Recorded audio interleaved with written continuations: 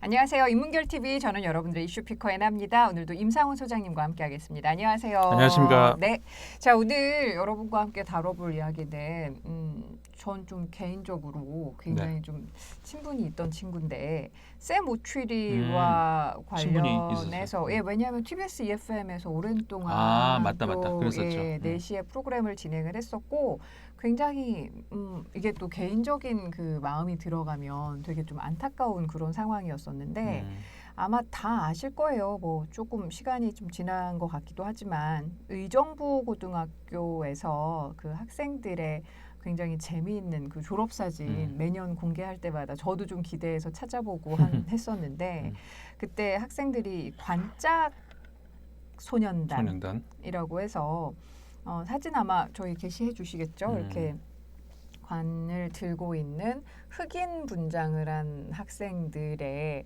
그러니까 밈이라고 하죠. 이렇게 좀 이렇게 흉내내고 재밌게 따라하는 그런 것과 관련해서 우리 샘 오추리가 불편함을 드러냈는데 결과적으로는 많은 그 공격을 받고 결국엔 또 샘 오추리가 사과를 하는 그런 논란이 붙었지만 비난이 더 컸죠. 그리고 연예인 입장에서는 결국 그러니까 본인이 사과를 할 수밖에 없는 상황을 몰린 것. 그런 과정으로 이야기가 쭉 진행이 됐었던 것에 대해서 저는 좀 소장과 이야기를 나눠보고 싶었어요. 사실은 저희가 지난번에 그 올리비아 드 하빌랜드 이야기 나왔을 때도 바람과 함께 사라지다에서 흑인 문제와 관련해서 몇십 년이 지났지만 그게 논란이 되는 그 과정들을 좀 살펴봤었는데 저는 이거는 또 다른 문제로 우리가 흑인 사회를 바라보는 흑인과 여러 가지 그 인권에 대해서 고민을 하는 그런 지점이 좀 있어야겠다는 생각이 저는 좀 들었었거든요.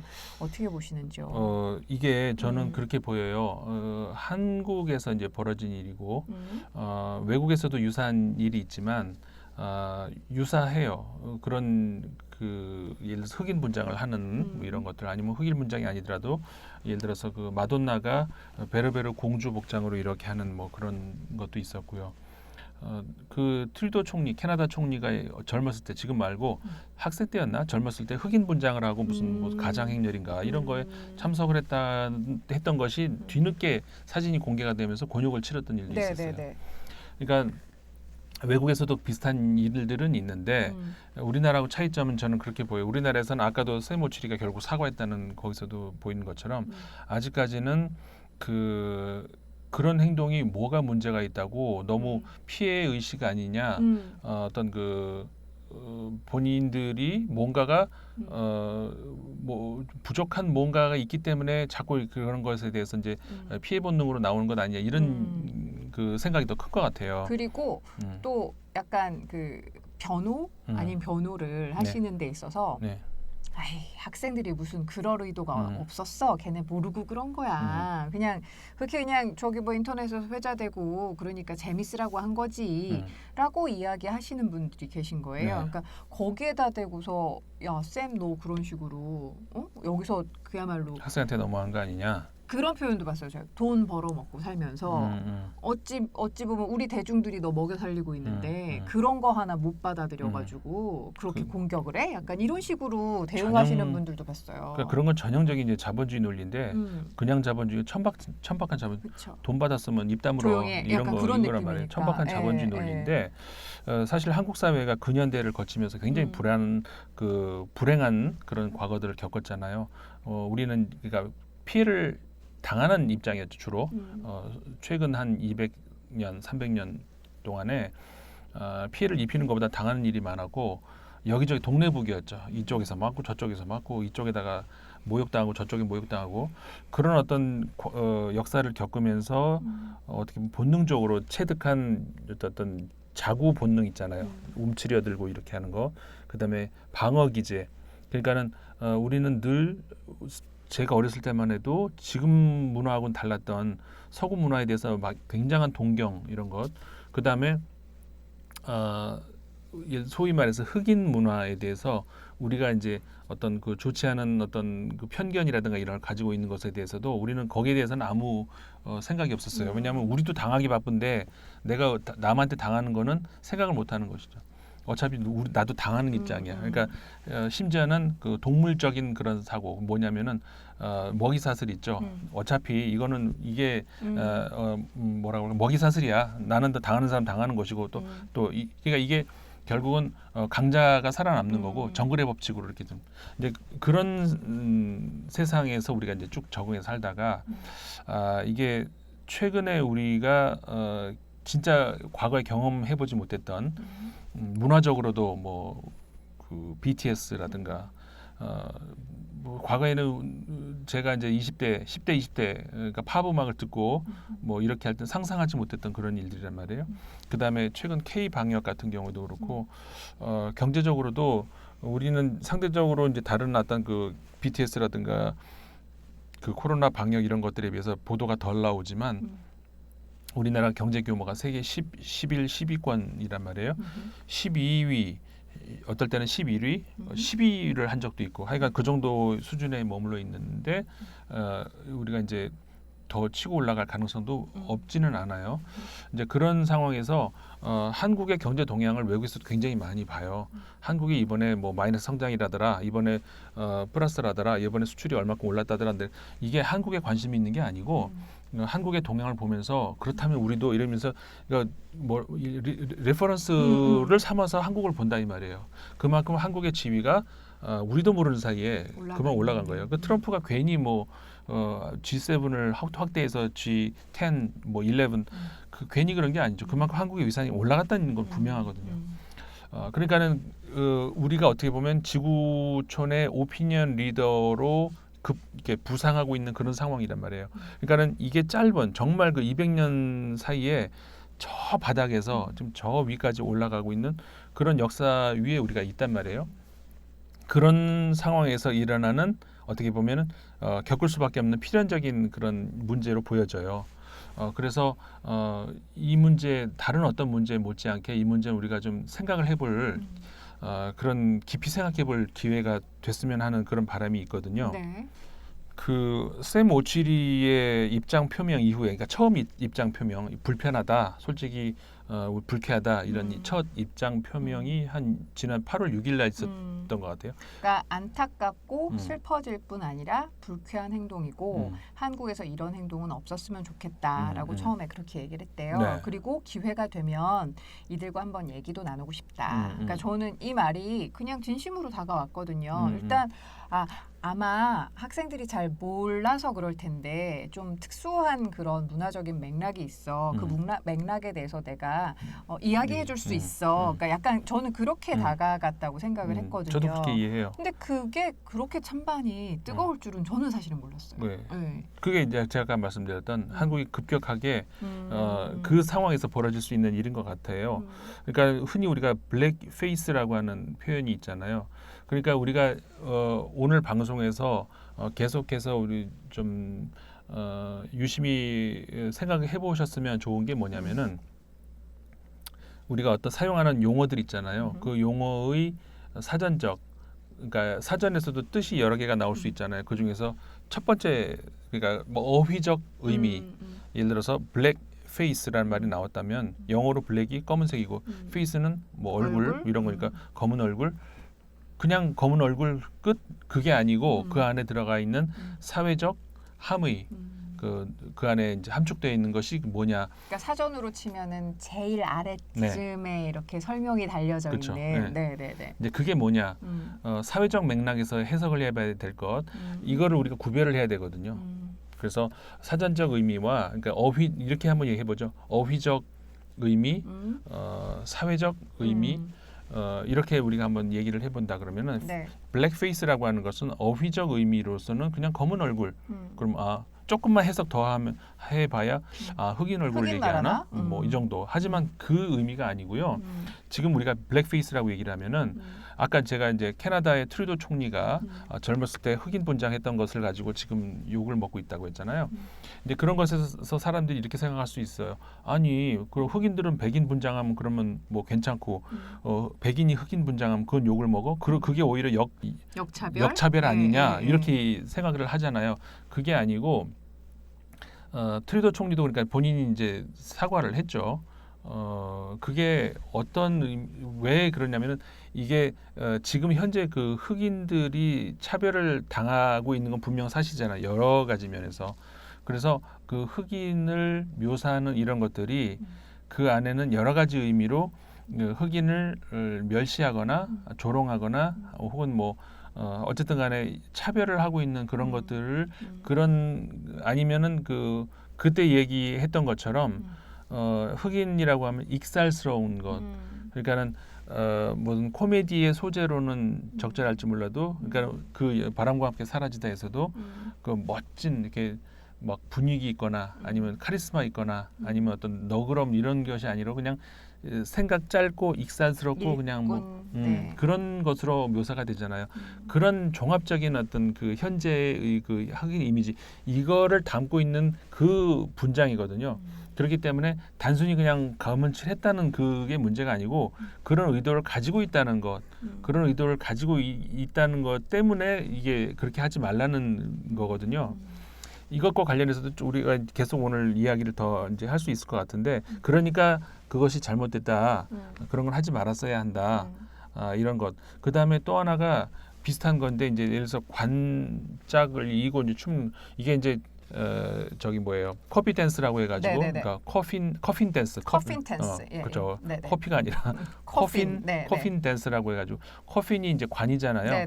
그러니까 우리말로 커핀 댄스 하면은 우리말로 하면 상여춤 정도로 번역이 될 수 있는 것이죠. 상여를 메고 가면서 하는 그 문화인데 우리나라에서는 너무 이게 웃기는 거 아니냐라고 하면서 이거를 조롱의 대상으로 삼는 게 많아요. 왜냐하면 사람이 죽어가지고 그 슬픈 와중에 그걸 메고 가면서 어떻게 춤이 나오냐. 그런데 상여춤이라는 게 우리나라 없어요?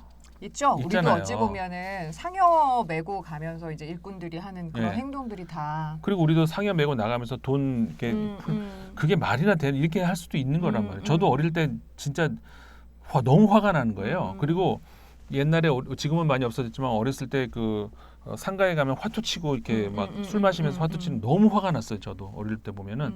근데 그런 것들도 긍정적으로 보는 사람들도 있긴 있더라고요. 그렇죠. 그냥 슬픈 그런 것들을 좀 이렇게 달래주기 위해서 모여가지고 이렇게 정신없이 만들어서 일단은 그런 게 있다. 근데 난 어릴 때는 정말 이해할 수 없는 한국 문화 중에 하나가 그거 있었어요. 나는 심지어는 무슨 생각을 했냐면 내가 나중에 그런 유사한 일을 당했을 때는 사람을 초대를 하나 봐라. 난 그런 생각할 정도로 나한테는 어릴 때 충격이었어요. 그런 문화가. 그런데 그런 것들도 어쨌든 우리나라 문화 안에 있었어요. 그런 것처럼 그 다양한 상여 문화가 있는 것이고 상여 춤이 우리나라에도 상여 춤이 있듯이 거기서도 상여 춤이 있는 것이고 그러면 우리나라의 뭐 이런 자세는 괜찮고 거기서의 어깨 이런 자세는 안 돼. 그런 기준은 어디 있냐는 말이에요. 그러니까 그 상여춤이라고 하는 것이고 커핀 댄스가 다른 게 아니라 그거예요. 그러니까 이런 것들을 그 자체로 그 문화로 받아주는 것이 아니라 우리는 조롱거리로 이해를 하고 있다는 것이죠. 그러니까 두 가지가 있을 수 있는 것 같아요. 물론 이 방송을 통해서 학생들을 비난하고 싶은 생각은 없어요. 어떻게 보면은 학생들은 이 거울에 비친, 그러니까 우리 사회라고 하는 거울에 비친 것들을 보고 따라했던 것이고 그만큼 이렇게 보면 될 것 같아요. 만약에 교사가 선생님이 잘못된 정보를 줬다든가 잘못된 교육을 시켜서 학생들이 그대로 그걸 배워서 시험에 가서 했더니 틀렸어. 그럼 학생 책임이에요? 선생님 책임이에요? 선생님 책임이란 말이에요. 그건 우리 사회 책임이지 학생 책임이 아니라는 말씀을 드리고 싶은 거예요. 혹시라도 그 의정고등학교 학생 특히 해당 학생들이 이 영상을 보신다면은 그런 의도가 아니라는 그런 제 본래 의도가 어떤 것이라는 것을 이해를 해주셨으면 좋겠고 다만 그러니까는 우리 기성 사회를 저는 그 비판을 하고 싶은 것뿐이에요. 그렇게 이해를 해주셨으면 감사하겠고 그러니까는 이 상여춤이라는 것 그다음에 아까 블랙페이스라고 하는 거 이런 것들을 그런 차원에서 이해를 해야 된다. 그런데 이제 그 찬반 논란이 벌어진 데에서는 그러니까는 거기에 대해서 그러니까 572를 비판한다. 네. 그리고 학생을 변호한다는 네. 그런 그 소위 이제 그런 사람들 입장에서 그렇게 얘기하는 학생들이 그걸 알고 있냐. 그러지 않은. 그러니까는 의도가 없었지. 의도가 없었다. 그런데 의도가 있다 없다가 중요한 문제일까? 이 문제를 우리가 생각을 해봐야 돼요. 네. 그러니까 보통은 의도를 갖고 있어 그러는 건 정말 잘못이지만 의도는 없었거든. 그러면 좀 봐줘야지. 뭐 이렇게 시끄러워. 이렇게 하시는 분들이 상당히 많은데 그냥 거꾸로 한번 당하는 입장이라고 생각을 하면 그렇죠. 너의 의도와는 상관없이 나한테는 그게 굉장히 상처가 될 수 있어. 그 사실에 대해서 내가 이야기하는 것조차 이야기를 하지 못하게 하는 사회는 건강하지 못할 것 같거든요. 그래서 아까 우리 영화 얘기도 잠깐 했었지만 양성평등 문제, 페미니즘 문제하고도 어느 정도 상통하는 문제가 있어요. 뭐냐면은 사실 양성평등이라는 말이 더 넓은 개념으로 얘기할 수 있을 것 같은데 왜냐하면 페미니즘 하면 여성 쪽으로만 입장에서 보는데 그 성희롱, 성과 관련된 그런 문제들은 반대도 있을 수 있거든요. 그렇죠. 남자도 성희롱을 당할 그런 예들 많이 있단 말이에요.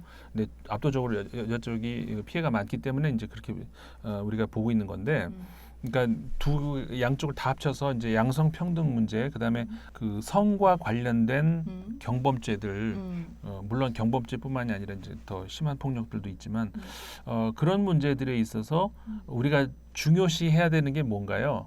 예를 들어서 내가 누구를 슬쩍 건드렸다. 근데 상대방이 기분이 나쁜데 나는 그럴 의도가 아니었어. 딸 같아서 그랬어. 라고 이야기해 주신 아주 국회의원들 여럿 있으시죠. 네. 국회의장이 한 분이 그랬었죠. 네, 딸 같아서 그러고 아들 같아서 그러고 너무 그냥 의도가 없이 그냥. 아니지. 손녀 같아서 그랬다 그랬어요. 손녀 같아서. 국회의장은 손녀 같아서 난 그래서 그 기사를 보면서 그 집안의 할아버지가 손녀 가슴을 만지나 그런 생각을 했었거든요. 그러니까 어쨌든 간에 내가 가해하는 입장에서 나는 그런 의도가 없었다라는 것은 전혀 고려 대상이 안 돼요. 당하는 입장에서 내가 그래서 우리가 이제 주관적 판단, 피해자의 주관적 판단이라는 말이 그래서 나온 거잖아요. 피해자의 주관적 판단이라는 말이 그래서 그런 역차별이 어딨냐라고 주장하는 사람이 있는데 그거는 그 전체적인 맥락을 생각을 해보시면은 그래서 우리나라에서 법적으로도 그렇지만 윤리적으로도 맞아요. 그게. 어떤 자의적인 법 해석이 아니라 윤리적으로도 피해자의 주관적 판단으로 판단을 해야 된다는 것이 맞다는 것이죠. 그래서 똑같은 행위도 문화가 다르면은 달라질 수 있는 그런 것. 예를 들어서 저는 어떤 예를 하나 드릴게요.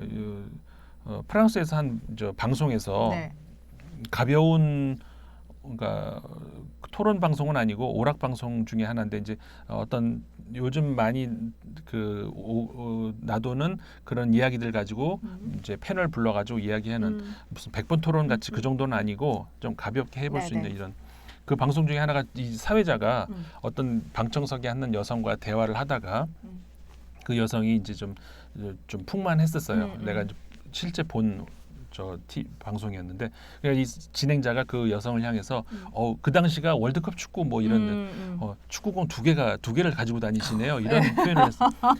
우리나라에서는 어땠을까요? 난리 났겠죠. 바로 그 사람 하차고 난리가 났을 거예요. 근데 사람들 그냥 이런 미안 이러고 근데 끝났어요.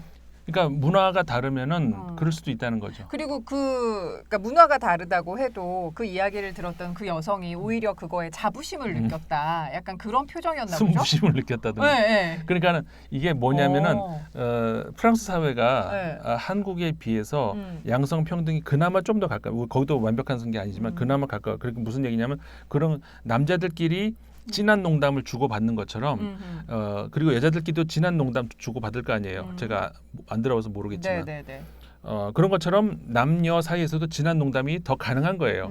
그런 것에 대해서 우리가 그 당한 사람 입장에서 피해의식을 느끼지 않고 그러니까 사회가 더 양성평등에 가까워지면은 지금 현재 우리나라 한국 남성들이 와 너무하는 거 아니야 저 정도 가지고 너무 역차별 아니야라고 우리가 문제 제기할 수 있는 것 그런 것들도 극복이 된다는 얘기예요. 양성평등에 가까워지면. 그러니까 지금 오히려 약간 과도기적일 수도 있다는. 그렇죠. 과도기 때문에 그래요. 그런 것처럼 피해자 입장에서 생각을 해야 된다는 거예요. 가해자가 나는 그런 의도 없었어라고 하는 것은 의도가 없는 그 왜 그러냐면은 이런 거죠.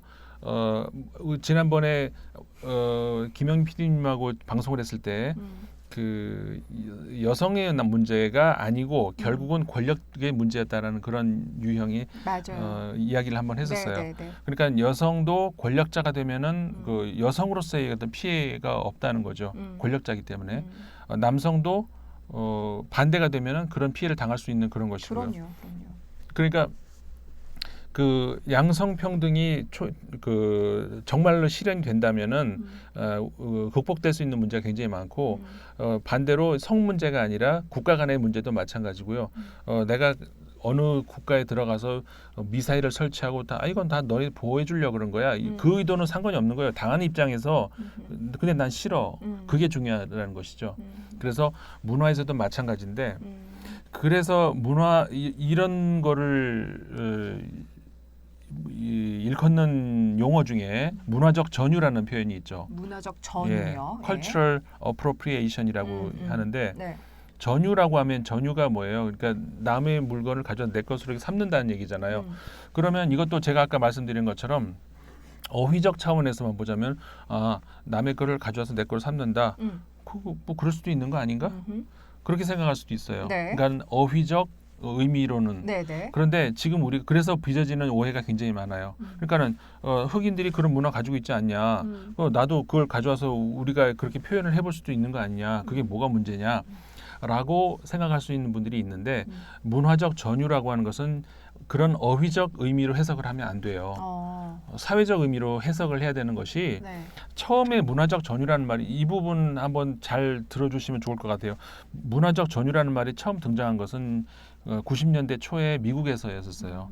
그러니까는 미국이라는 나라가 그렇잖아요. 문화가 역사가 깊지 않잖아요. 그럼 미국이야말로 전부 다 문화적 전유예요. 뭐 미국에서 예를 들어서 500년 전에 무슨 아무것도 없었잖아요. 그러니까 전부 유럽에서 아시아에서 인도에서 다 들어온 그 문화들인 거죠. 그러면 다 문화적 전유가 될 수 있는 거잖아요. 그런데 문제가 됐던 건 뭐냐면 그런 과정에서 미국은 지금 아무것도 아닌 나라가 아니죠. 그럼요. 세계 최강의 유일한 그 슈퍼 파워 대국이에요. 그런 대국이 지금까지 없었죠. 그렇기 때문에 야, 네 거 나 좀 쓸게. 쓱 가져오면은 저쪽에서는 꼼짝 못하고 당하는 일들이 비일비재했다는 것이죠. 그렇기 때문에 그런 의미에서의 문화적 전유가 시간이 흐르면서 이거는 폭력성을 담고 있는 어떤 그런 의미로 이제 진화가 된 거예요. 네네. 그러니까는 지배적 위치에서 가져오는 문화 전유. 그러니까 어찌 보면 이렇게 내가 좀 가져다 쓸게. 그러고서 이렇게 좀 권력자가 그렇죠. 딱 권력. 이게 핵심 용어예요. 권력이라는 말이 여기서 핵심이란 말이죠. 그래서 문화적 전유라는 말만 딱 사전적 의미로 보고서 그게 왜 그게 아니고 그 안에는 권력이라는 말이 들어가는 거예요. 그러니까 우월적 그 지위 이 말이 들어가 있는 것이고 그러면서 우월적 지위를 가지고 우리가 뭔가 문화를 타 문화의 뭔가를 가져왔을 때 그랬을 때 우리는 아니야 나는 네 문화가 좋아서 예뻐서 그랬는데 마치 이뻐서 그랬어. 이거 똑같은 거예요. 당한 사람 입장에서는 그게 아니라는 거예요. 그래서 문화적 전유를 우리가 구별을 해주셔야 되는데 아까 말씀하신 것처럼 이게 핵심 월드예요. 워드예요. 그 권력이라고 하는 것, 우월적 지위라고 하는 것. 만약에 그게 빠지면은 문화 교류라고도 할 수 있어요. 제가 동등한 상태에서는 서로 주고받을 수 있는 그거는 얼마든지 이루어질 수 있는 것이죠. 네. 그리고 예를 들어서 이제 제가 짜장면으로 들어볼게요. 짜장면이 원래 중국에 있던 거잖아요. 근데 우리가 가져와서 중국에서는 있는 점지도 모르는데 한국에서는 국민 음식이 돼버렸어요. 그러면 짜장면은 한국게 돼버렸어요 이제. 그러면은 한국이 그렇다고 해서 우월적 어떤 생각을 가지고 있을까요? 아니잖아요. 우리가 중국보다 우월해. 그래서 이전 거 가져와도 돼. 그런 생각으로 가져온 건 전혀 아니죠. 그리고 중국 입장에서는 모욕감을 느꼈을까요? 전혀 아니죠. 그렇죠. 이런 것들은 문화적으로 교류된 거예요. 그리고 카레도 마찬가지잖아요. 인도에서 왔다, 뭐 일본에서 왔다 이렇게 하지만 그렇다고 해서 우리가 뭐 우월적으로 생각하나 전혀 아니죠. 그냥 가져온 거예요. 그리고 인도는 기분 나쁜가? 전혀 아니죠. 부대찌개도 그렇고. 미군 부대가 기분 나빠할 이유는 없잖아요. 그렇죠. 그런데 똑같은 카레라 하더라도 그 노라조라고는 2인조 밴드에서 옛날에 2010년이었던가요? 하여간 과거에 카레라는 음악이 나왔는데 그때까지는 몰랐다가 최근에 와가지고 이게 문제가 되면서 조빈 씨가 사과. 근데 조빈 씨도 참 좋아요. 사람이. 깔끔하게 딱 사과. 오케이. 근데 그거는 같은 카레라 하더라도 우리가 음식 카레가 아니라 그 뮤직비디오에서는 인도 입장에서는 좀 이 불쾌감을 느낄 수 있는 거. 그러니까 거기서의 카레를 보면은 우리는 익살스러운 인도 문화 이런 것들을 그러니까 이 우리 입장에서는 쟤네 문화 되게 웃겨. 그걸 갖다가 우리가 이제 한번 희화시켜서 재밌게 그런 의도가 깔려 있다는 것이죠. 그런 게 바로 문화적인 전유라고 할 수 있다. 그 얘기가 되는 것이죠. 그래서 문화적 전유를 우리 반대도 있어요. 오마주. 오마주라는 게 뭐죠? 다른 사람의 문화를 가져왔는데 그걸 비꼴 의도로 하는 것이 아니라 오히려 더 찬사, 존중의 그렇죠. 의미로. 그 의미로. 그렇죠. 그러면 받는 사람, 그 주는 사람 입장에서도 기분이 좋죠. 많은 영화에서 많이 보일 수 있죠. 그러니까 선배 감독의 영화에서 굉장히 인상 깊었던 장면을 내 영화 속에 비슷한 느낌으로 가져가서 재창조하는 모습. 예, 그렇죠. 그러니까 어떻게 보면 오마주의 반대라고 할 수가 있는데 오마주를 하면 상대방도 기분 좋죠. 문화적 전유는 상대방을 기분 나쁘게 만드는 그러니까 내 의도와 무관하다는 것이에요. 것이에요. 그래서 문화적 전유라고 하는 그 표현이 요즘에 많이 보실 수 있는데 그 의미를 오해하시면 안 된다는 거. 그 어휘적 의미를 그대로 받아들이면 그게 왜 문제야? 그렇지만 그게 아니라는 것. 동등한 문화권으로서 인식을 하면서 우월한 그런 거 없이 서로 좀 주고받을 수 있는 그런 가치 판단에 있어서 그런 것들은 문화 교류라고 할 수 있지만 내가 우월한 지위로서 니네가 갖고 있는 뭐 이를테면 그런 거 있잖아요. 저는 사실은 뮤지컬 같은 거 볼 때 조금 시대착오적인 뮤지컬들 그 당시 상황을 잘 그려내고 있습니다만 이렇게 보면서 오페라도 마찬가지고요. 나비 부인 같은 거 볼 때도 오 정말 약간 아시아 여인으로서 좀 이렇게 오글거릴 때가 있어요. 그러니까 좋게 말해 오글거릴 거고 나쁘게 말하면 와 아시아 여인들에 대해서 서양 사람들의 인식은 저러했구나라고 보여있는 그런 그 몇몇 장면들이 있거든요. 그러니까 한마디로 서양 사람들이 아시아 여인들을 볼 때 그 섹슈얼한 성놀이계 대상으로 어떤 나와 똑같은 주체로 보는 게 아니라 그렇죠. 어떤 오브젝트로 대상으로 보는. 근데 거기서 너무 아름답고 눈물겨운 장면이 나오긴 합니다만 그리고 전체적인 예술적인 맥락에서 봤을 땐 충분히 이해할 수 있는 그런 시대상이긴 합니다만 그래도 뭔가 볼 때 불편함이 느껴질 때가 있거든요. 그게 약간 문화적인 차용이 들어가서 그런 건가요? 그러니까 문화적인 전유가 거기에 좀 들어가서 그럴까요? 그렇죠. 그게 전형적인 문화적 전유의 전형적인 예가 될 수 있는 것이고요. 그 비슷한 예로 이런 거 있잖아요. 우리나라 여성 한복이 등장을 할 때 말이에요. 그 한복이 그 유럽에서 만약에 패션쇼에서 런웨이라고 하죠. 이렇게 그렇죠, 워킹할 때 걸어갈 때 한복을 입고 이렇게 워킹을 한다. 그랬을 때 그거는 오마주가 될 수 있죠. 똑같은 한복을 이제 서양 사람이 가져가서 입었다. 그건 오마주가 될 수 있는데 만약에 그러다가 워킹을 딱 턴을 하고 돌아가는데 그 뒤에 일본군 복장을 한 남성이 딱 걸어 나와서 딱 서요. 그 앞에서 이 한복을 입은 여성이 그 앞에 사뿐히 앉았다. 이거는 문화적 전유가 뭔가 되는 좀 그렇지. 그러니까 똑같은 워킹을 했지만 앞에 대목까지는 이 오마주가 될 수 있지만 이 뒷 대목 여기에 와가지고는 이게 문화적 전유라는 거예요. 왜 그러냐면은 그 의미가 어떤 걸 내포하고 있는지는 우리 아시잖아요. 바로 그런 것에서 받아들이는 입장에선 저건 분명히 우리를 얕보는 것, 약자로서 당하는 것 이런 것들을 묘사하고 있는 것이지 동등한 관계에서 주고받는 문화적인 어떤 그 우리가 한복 이뻐? 그래 우리가 갖다 써. 그 비슷한 예가 있어요. 우리나라 색동 저고리 있잖아요. 그 색동 무늬를 서양의 유명한 그 디자이너가 그걸 가져가서 그걸 차용을 했어요. 네네네. 아마 들으셨죠. 저는 프랑스 직접 봤어요. 그 프랑스의 젊은 저 대학 다닐 때 대학생들 중에 하나였는데 여자애가 이렇게 완전 색동 깜짝 놀라서 쳐다봤어요. 근데 우리 색동 옷을 이렇게 입고 다니더라고요. 그러니까 한복이 아닌데 그런 것들은 문화적인 교류라고 할 수 있는 거죠. 그건 내가 기분 나쁘나? 전혀 나쁠 이유가 없죠. 그리고 예를 들어서 이제 한복에 대한 오마주 아까 이제 워킹을 할 때 그럴 수도 있지만 이게 그렇게 잘못 사용할 경우에 그러니까 이건 뭐냐면 전적으로 이 피차용자가 느끼기에 이거는 우리를 굴욕시키려고 하는 짓이야라고 하면서 문화를 가져가는 거 이런 것을 문화적 전유라고 해요. 그러니까는 사실은 문화적 도용 어떻게 보면은 뭐 우월적 지위로서의 도용 이런 식으로 표현해야 맞지만 어쨌든 간에 굳어진 용어란 말이에요. 어렵네요. 문화적인 전유라는 말 자체가. 그러니까 그래서 이 사전적 의미로만 받으시면 안 되고 그런 것들을 지금 우리가 어떤 행위를 했을 때 흑인들에게는 어떻게 받아들여질 것인지를 그래서 우리가 우리도 이런 방송을 하는 것이고 제가 초반에 그런 얘기 했잖아요. 한 200여 년 동안에 어떤 그 방어 본능 속에서 우리는 항상 그렇게 살던 사람들이 이제는 그 국제적 오피니언 리더가 되고 있는 그 시점에 우리는 아직까지 부족한 점들이 바로 그런 거예요.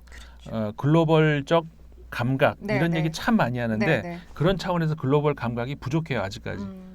그런 것들을 우리가 앞으로는 좀 우리한테 장착해야 될 배워 나가야 되는. 그러니까 지금 방송을 들으시면서 시청자들 가운데 그러실 수도 있을 것 같아요. 아이 몰랐대잖아. 아직도 계속해서 그렇게 주장을 근데 어느 순간 무지함이 굉장한 신뢰일 수 있어요. 그렇죠. 그러니까 그 상황을 우리가 지금 이해하고 앞으로 개선되어야 되는 그런 상황에 대해서 지금 말씀을 해주시는 거잖아요. 그렇죠. 그러니까 에이 몰랐잖아. 에이 알고 싶지 않아. 이렇게 해버리시면 그러니까 그런 거는 아까 제가 말씀드렸던 근현대사 한국인들의 그 200년 사이에 있었던 그냥 거죠. 그렇게 계시면 그렇게 해도 상관없어요.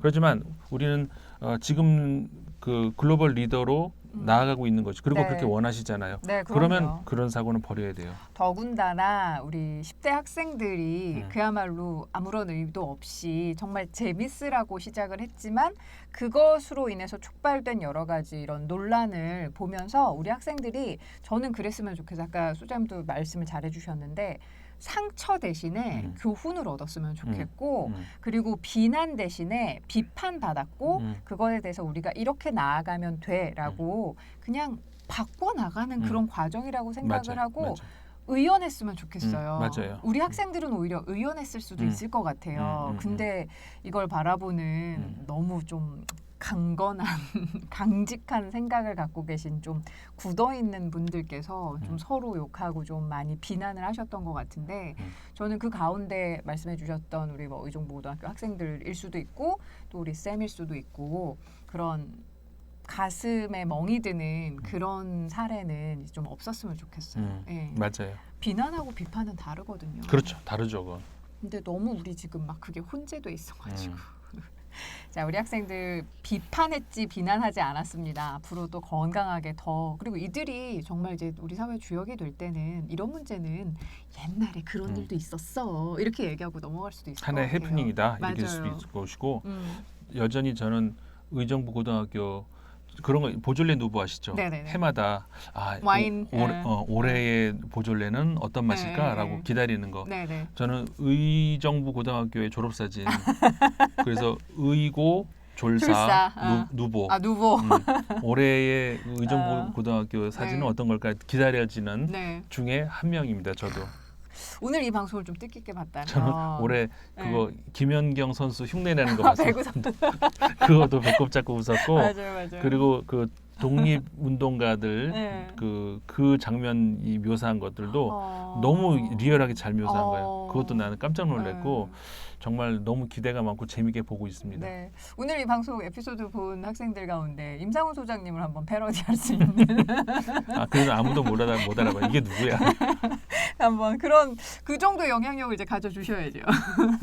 자, 오늘 의정부고등학교 학생들과 또 여러 가지 문제 그 문화적 전유라는 굉장히 좀 어렵지만 좀 알고 가야 될 용어를 중심으로 우리 좀 이야기 나눠봤는데요. 선생님 감사했습니다. 파리 다녀오신다고요? 예.